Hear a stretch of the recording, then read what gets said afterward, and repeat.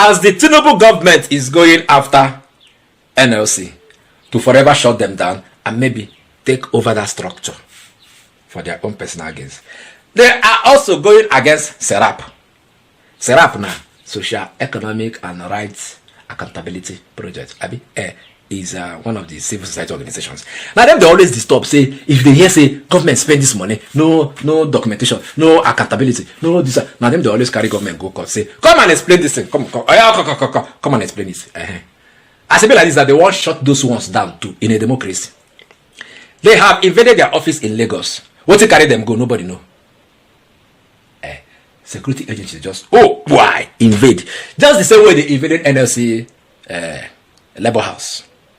And they started shouting, hey, they want to, what are you putting here, police? Now they say, when they don't run now, go, make them go wole SERAP.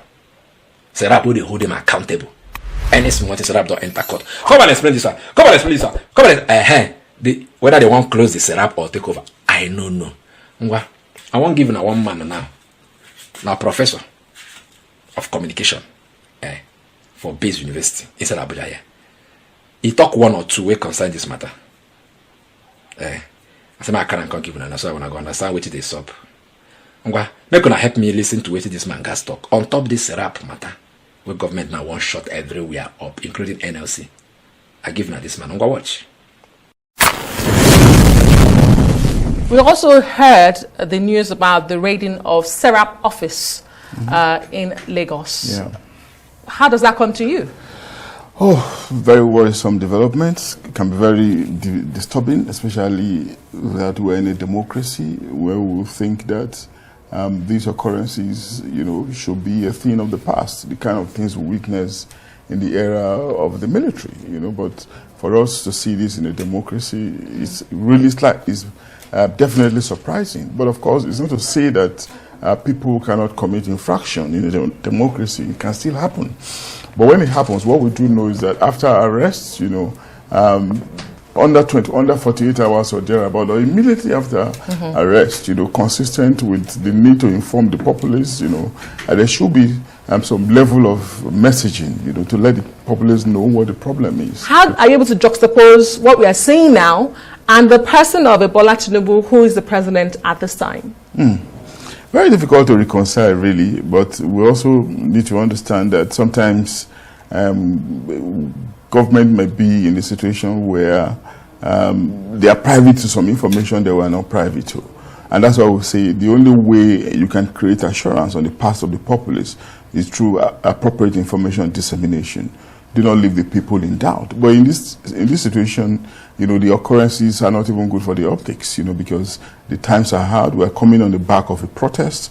People are complaining from poor economic policies or problematic economic policies, policies that we are yet to see their good sides, as the case could be. There's biting hunger, and we can just go on and name them, And against that background, the little freedom we're enjoying, agencies are beginning to trample on them, Why should that happen, especially in a regime that is famous? President Bola Tinubu, if you know him from time, I remember as a young journalist covering the National Assembly in the early 90s, he's a natural change agent, he hates oppression. He fought against the military's attempt, to muffle the legislature, under the Babangida administration.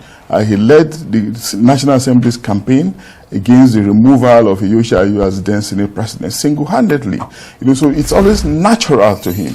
And he was consistent up to the time he became president in that regard. And now that he's president, you expect that his leadership will be one that will engender freedom. And if agencies are doing things that he's probably not aware of, the onus is on him to rein in on them and to get them to retrace their steps. For now, the presidency is huge. It's a very powerful office, no doubt. We know that naturally.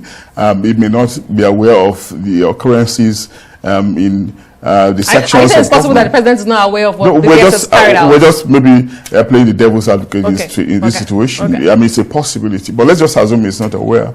It shouldn't be too long before he's informed of the occurrences, and we just expect that he will come in and try to remedy the situation by telling them that, look, what to do is that if you have found them culpable in any area, charge them to court or just set them free.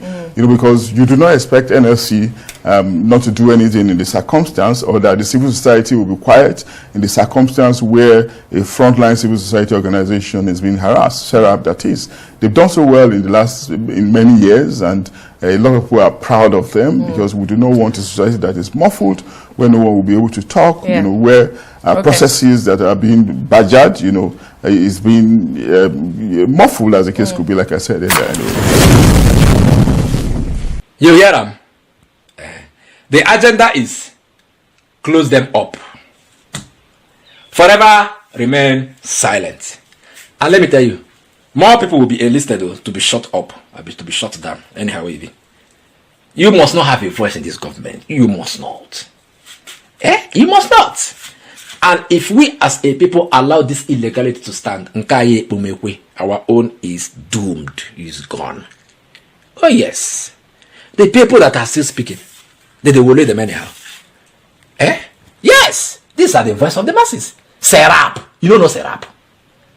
When they won't go buy those cars for lawmakers, now SERAP come outside and say, no, that money is too much. In an economy like this where people are suffering, you won't go buy cars. 200 million, 500 million. No, then go cut. When they go their COP28, spend all our money, come back, they tell us, yahoo. Back people where they're not supposed to back. Go their thief money. Send that money where they spend for there. Now see SERAP carry them, go cut. Say, come and account for this money. And other things that SERAP have been speaking of. Now all of a sudden they want to shut SERAP down. If this illegality is allowed in this system, in this terrible government, we are all doomed. That is the message. I don't know what I want to know again. Right now, we must stand up to our rights. I ain't want a right now. Oh, don't we have rights? Even the useless constitution that we have, we still have some level of right in that constitution. So, government cannot shut us down. Just like they are trying all their possible best to make sure that there is no protest inside this country again. See, now protest, now bring up all this matter. That thing, it was a nightmare for them. Now dig up on this one. And they know that another one is warming up. So they are trying to show their power, show their muscle. So that people go say, hey, now this one we come in, they act like this. So you be like, if you do another thing, they go Casablanca everywhere. No, now we go Casablanca everywhere, no be them. We are the government. No people they pay them salary. It's taxpayers' money now. It's not our money. No people put them there. You don't see where an employee strong, big past the employer. No now. No! You can't be bigger than over 200 million Nigerians. You are just first among equals. President Tinubu, I'm talking to you. You now our directives you go to follow. We just can't do anyhow. All they quite possible. Inside this country, if we unite, you see these people, I keep saying it. Those that are holding us captive in this country, they don't reach 1,000. They rule 1,000. Dealing with over 200 million people. Everybody's keeping quiet. Hey, rule 1,000. If you can unite, mobilize, come out and demand that the right things be done, all of them will be on exile, including Tinubu. He will go on his second exile, never to return to this country. If he even buy for them, he will come back. They go bury him for there. Are you getting it? Unity will stand. Divided, I got fall. Are you getting the point? See, I'm now. They want to shut down SERAP. That is holding them accountable. I go see Ona later. For over a decade, this has been the birthplace of innovation.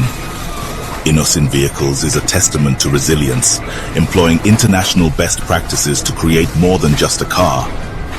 Every vehicle here tells a story of durability, fuel economy and safety. Crafted with the African spirit, the Nigerian heart. These vehicles surrounding me embody the unique concept of regionalization, each one designed to cater to the tastes and preferences of our people.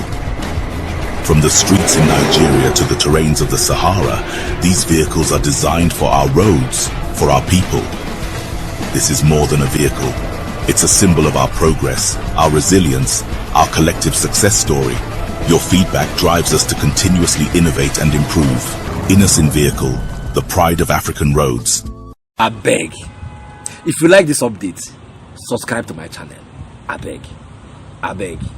Biko, Ejo, Da Allah. Subscribe.